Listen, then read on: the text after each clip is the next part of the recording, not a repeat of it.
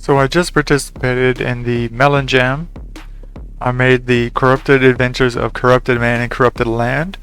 It was on the 8 Winds engine.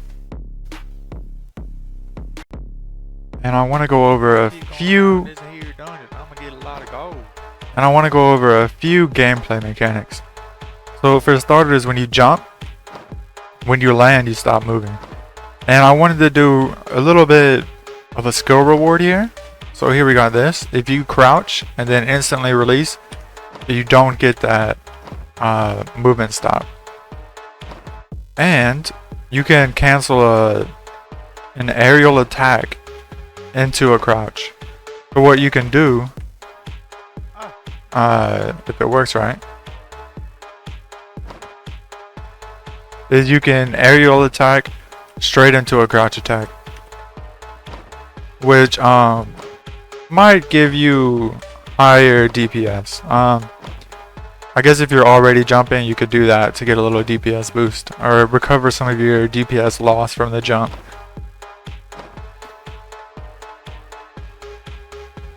And then one of the things that I do like about my Lich King is that when a skeleton walks up, the skeleton won't get hit, so you have to back up and deal with the skeleton.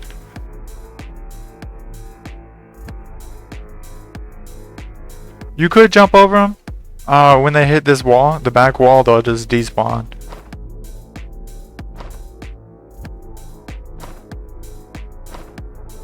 So there's a couple of different options, I guess. You could do the jump DPS gain.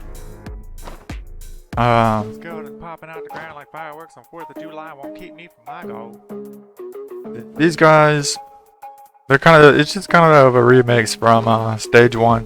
You don't even have to kill these guys. If I had more time, I would have had a level up system. Or if you killed all 5 skeletons in the first stage, the Lich King would have taken 1 less hit to kill, maybe 2. And then I probably would have done the same thing for Devil Man, or the Devil King, who shoots out fireballs, and he has a meteor. And he can summon.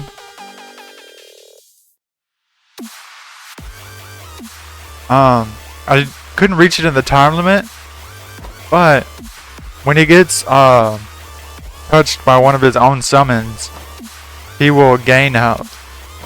It doesn't show until I hit him. There, like, he just gained health. He gains more health than 1 hit, so you really don't want to let those guys reach him.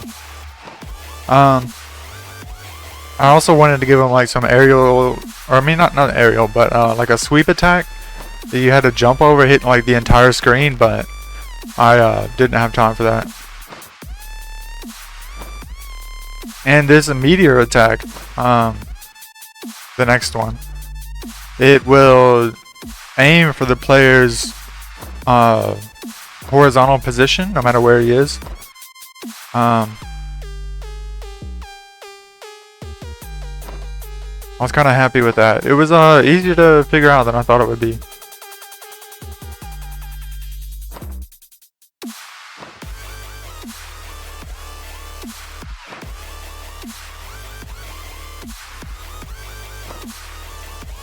I feel strange. Alright, and then that's it. Like, you just chill here, you go on to the next one. Right now, that's pretty much like the introduction area, I guess. That was all I had time for in this jam. And then once you go through that portal, which I guess if I was like extending the game, it would lead to maybe like a hellscape, maybe like another area, I don't know. Yeah, so I have had some issues with my sword. I haven't quite broken down the 3D math yet. As you can see, when I jump all the way up, like, he's not exactly holding it. And his hand is kind of on the hilt too, instead of like on the hilt guard, instead of being like at the edge of the hilt, I guess.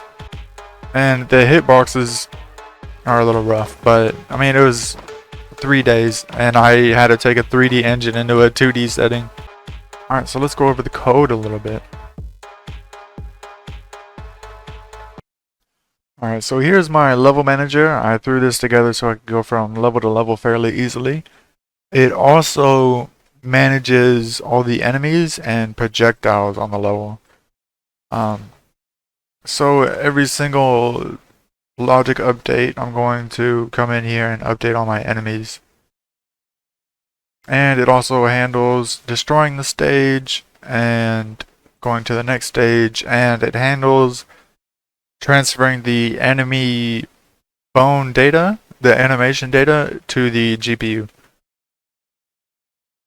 So overall, it handles a lot, and it's pretty lightweight. I mean, it has like a handful of values here. Right now, what I don't like is that when I'm constructing a stage, they're basically all here. All the stage constructors, they're put in this little switch value, which makes this a pretty big function that does way too much for one class. I would probably, if I had more time, I probably would have made a stage manager factory, I guess. I don't know. I would do something different than this switch case right here, because say I had 256 levels, and then I had like a detailed background instead of just one canvas. Each of these constructors could take up to maybe 500 lines of code, and I have 200 levels, and that's like 20,000 lines of code in one file, which isn't good. Another thing that I'm happy with is my monster skeleton class. It's basically a virtual class. It has one fully virtual function that will be controlled by a character or NPC, enemy, whatever specific implementation. And this implementation will also hold the animations. And then that will return the animation data that I send to the GPU.